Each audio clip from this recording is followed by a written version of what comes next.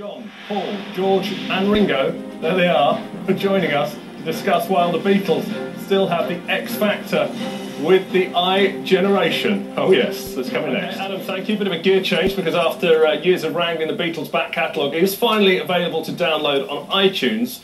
But will it dominate this weekend's charts, and what sort of a boost will a Beatles-themed X Factor this evening prove for sales of arguably the world's biggest pop band? Well, joining us are four men with a bit of a vested interest in that: John, Paul, George and Ringo, otherwise known as Kev, Miky, Joe and Harry here. They are the Fab Beatles tribute act. Good morning to all of you. Good morning. Harry, I'll start with you in the end. You're sort of clued up on this iTunes thing. It's been a while getting there. There's been big rows between Apple and Apple Core over getting these tunes on. Now it's finally on iTunes for 99p a song or whatever. Do you think Beatles fans actually care? Yeah, I think it's a victory for Beatles fans everywhere, you know, and music lovers everywhere.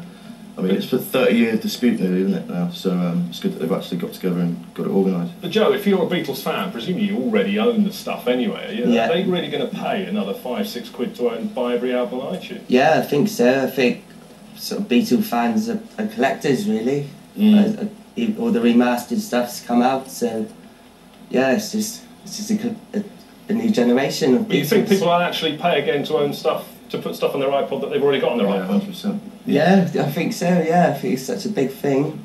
Yeah. Miky, what's going to drive it then? Do you think the reissues are going to need to come out to drive it? Reissues are a big thing. I mean, I don't know if you've heard them, they are completely different. You hear a lot more sounds that you haven't heard in the originals. I think the Let It Be remix, that was rubbish. Oh, I love that. I thought it was brilliant. The solo was much better. That's like blasphemy for Beatles fans, that.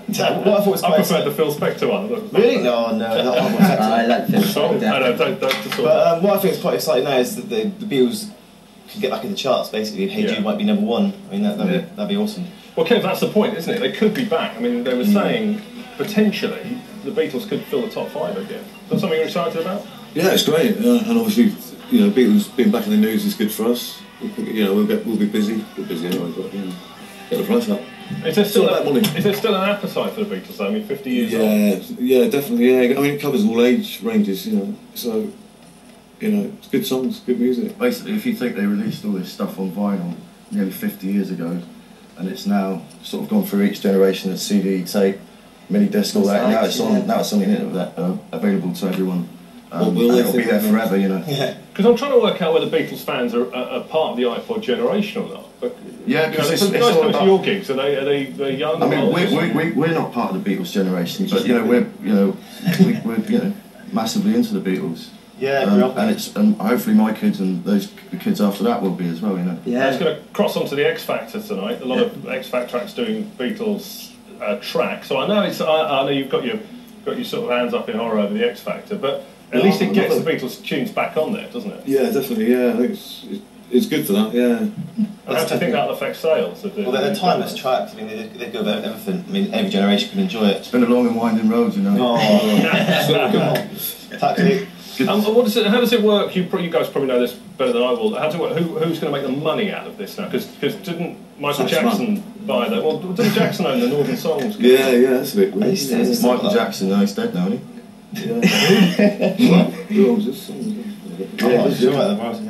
So are the Beatles, here's the question, are the Beatles bigger than iTunes? Do they need iTunes to sort of keep the legacy going?